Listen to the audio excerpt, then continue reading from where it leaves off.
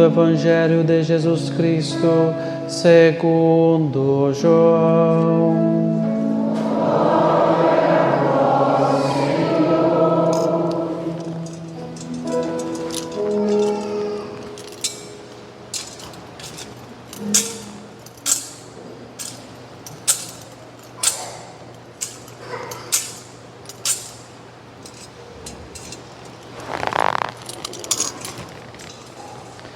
Naquele tempo, João viu Jesus aproximar-se dele e disse: Eis o Cordeiro de Deus que tira o pecado do mundo.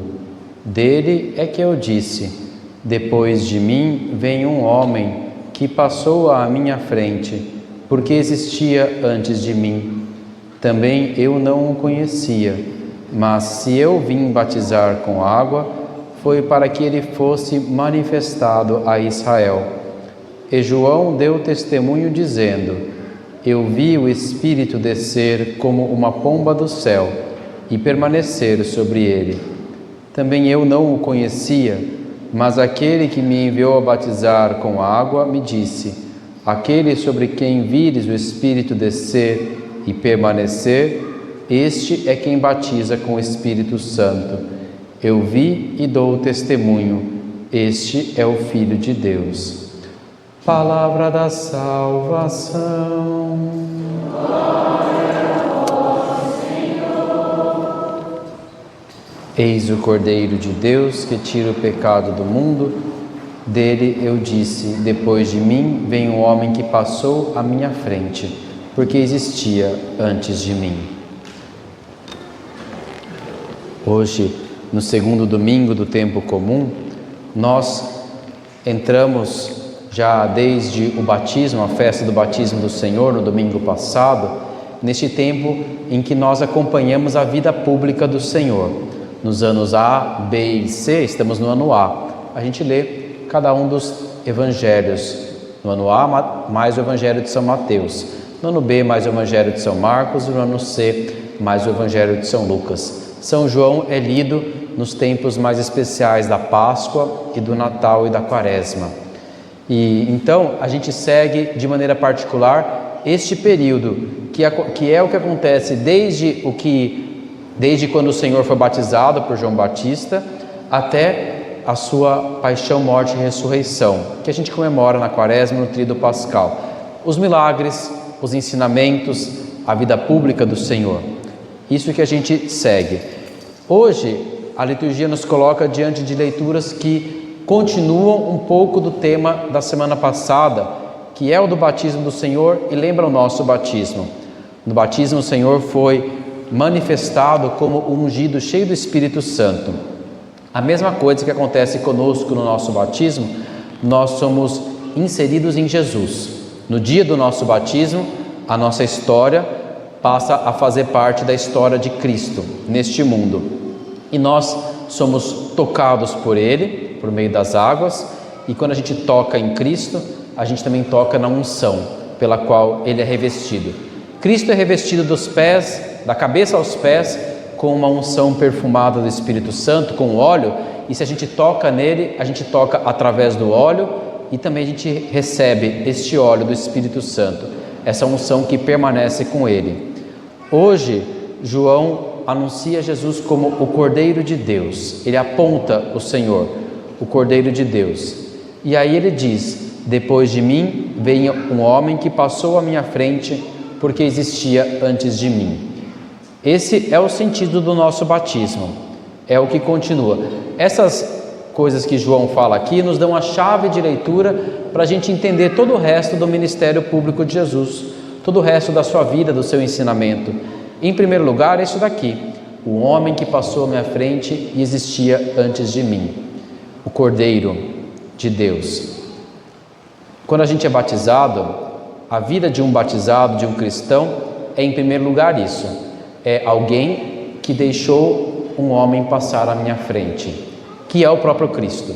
A nossa vida não é mais baseada sobre nós mesmos, o centro não somos nós, não é mais o nosso sucesso, mas sim o homem que passou à nossa frente, Jesus Cristo, porque existia antes de mim. Toda a vida de batizado, a vida inteira, a gente precisa aprender isso daqui, a seguir atrás deste homem que passou à minha frente no nosso batismo. O centro da nossa vida não somos mais nós, mas o Senhor que nos alcançou e que nós queremos seguir. Este é o centro. A vida de um batizado é como se o centro da nossa vida fosse tirado de nós mesmos e colocado à nossa frente. O Senhor, que existia antes de mim.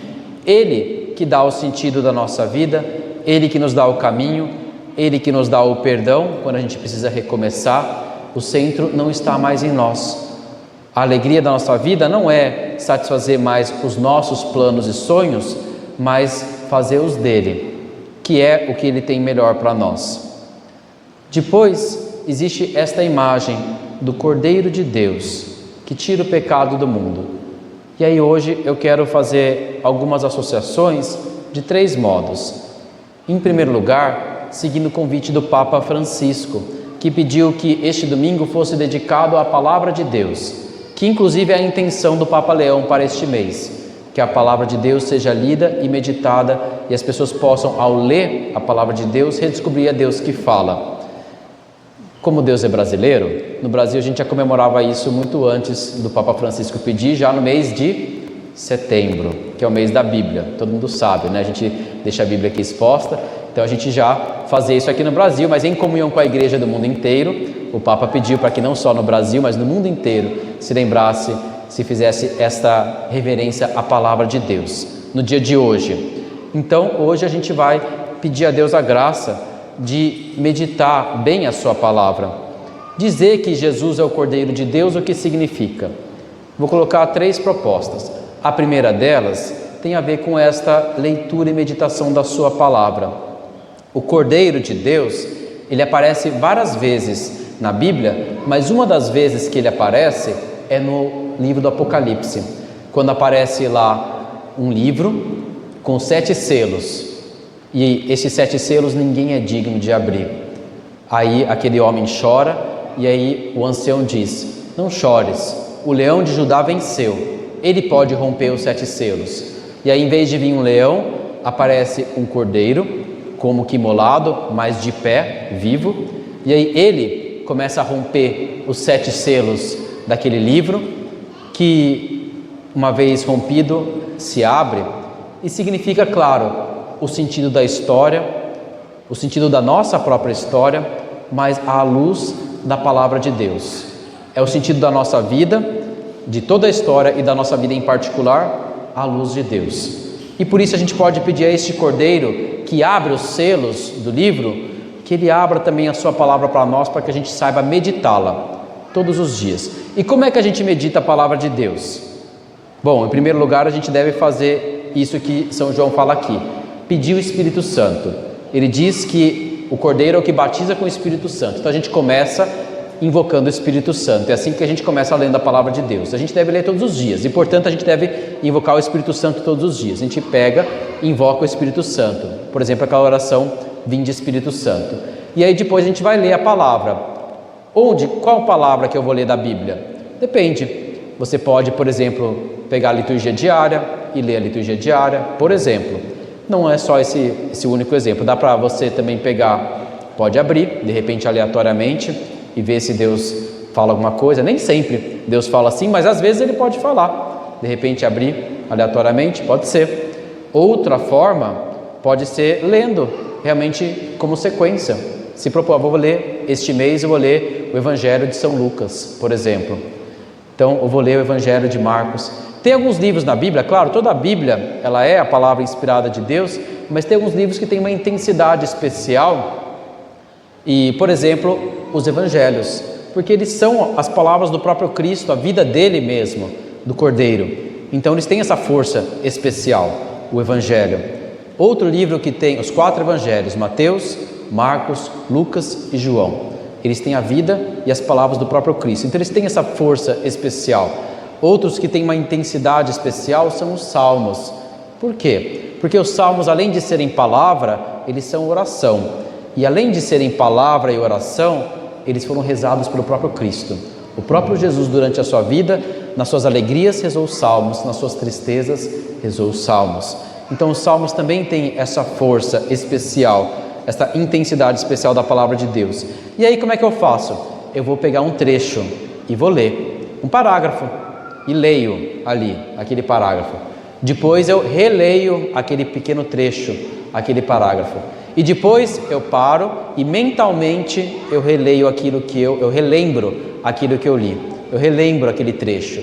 E uma vez que eu faço isso 1, 2, 3 vezes, de repente começa a saltar a partir dali uma palavra, ou um personagem, ou um exemplo, uma frase, ou um sentimento, começa a como se ressaltar na nossa mente, não na nossa vista, é claro, mas na nossa mente começa a ficar uma palavrinha ali, ou uma expressão, ou um personagem, começa a ficar um pouco mais, como se ficasse mais em 3D, assim, começa a ficar mais visível. E aí aquilo é geralmente o que Deus quer que a gente medite, quer que a gente fale com Ele sobre isso, ou é algo que a gente está precisando, ou é algo que a gente tem que agradecer, ou é algo que alguém que a gente conhece está precisando e que nós devemos interceder, enfim.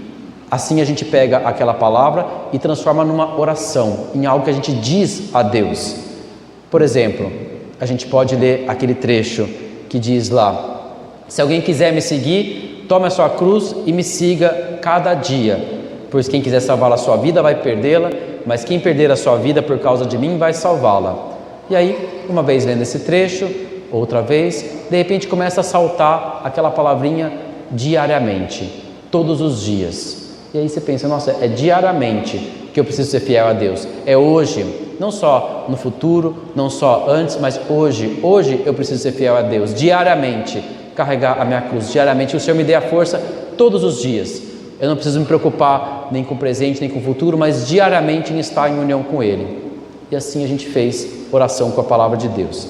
Dizer que Jesus é o Cordeiro de Deus, significa que Ele é o Cordeiro que rompe os selos do livro, que nos mostra o sentido da nossa própria vida e da história através da sua palavra.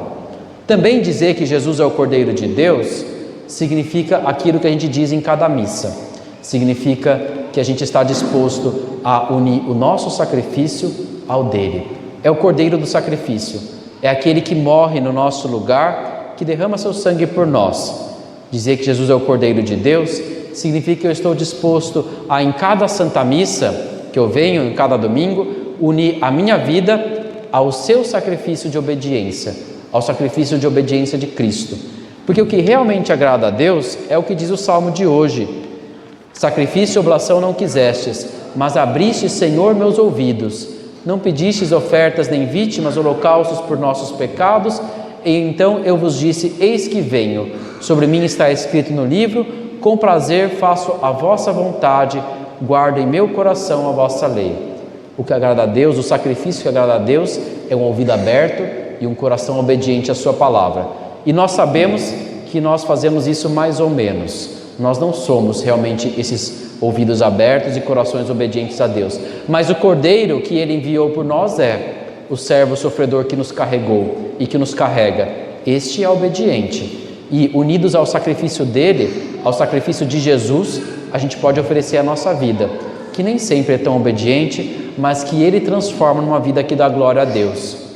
Dizer que Jesus é o Cordeiro de Deus é estar disposto que o seu sacrifício nos santifique em cada Eucaristia, que o seu perdão nos alcance em cada confissão. Isso que significa dizer que Ele é o Cordeiro de Deus, que tira o pecado do mundo, é que Ele me carregue com o seu sacrifício. E um terceiro aspecto que eu quero propor para o que significa dizer que Ele é o Cordeiro de Deus, significa também isso que está na primeira e na segunda leitura. Não basta seres meu servo para restaurar as tribos de Jacó e reconduzir os remanescentes de Israel. Eu te farei luz das nações, para que a minha salvação chegue até os confins da terra. E na segunda leitura diz: aos que foram santificados em Cristo Jesus, chamados a ser santo junto com todos os que em qualquer lugar invocam o nome do nosso Senhor Jesus Cristo, Senhor deles e nosso. Dizer que Jesus é o Cordeiro, é aquele que deu a sua vida por mim, que me salvou, que me carrega, significa também dizer que Ele é o Cordeiro dos outros, que Ele também salvou os outros, deles e nosso. O Catecismo ensina que não existe uma só pessoa no mundo inteiro pela qual Cristo não tenha morrido e derramado o seu sangue. Se eu chamo Jesus de o meu Cordeiro de Deus, aquele que me salva, eu tenho que estar disposto a reconhecer em todas as outras pessoas, pessoas que também Deus ama, que Deus salva e que Deus quer o bem. Especialmente daquelas pessoas que nós temos mais dificuldade. Às vezes as pessoas públicas, às vezes pessoas próximas a nós, mas dizer que o Senhor é o Cordeiro de Deus significa dizer que Ele morreu e manifestou o seu amor e o seu carinho por todas as pessoas, Senhor deles e nosso, não só de mim, mas de todas as pessoas. Que hoje a gente se disponha e peça essa luz do Espírito Santo para que o Cordeiro de Deus nos mostre a nossa vida à luz da sua palavra, para que a gente seja capaz de unir a nossa vida ao seu sacrifício na Eucaristia, em cada perdão na confissão, e que a gente saiba reconhecer em todas as pessoas por quem o Cordeiro de Deus derramou o seu sangue. Amém.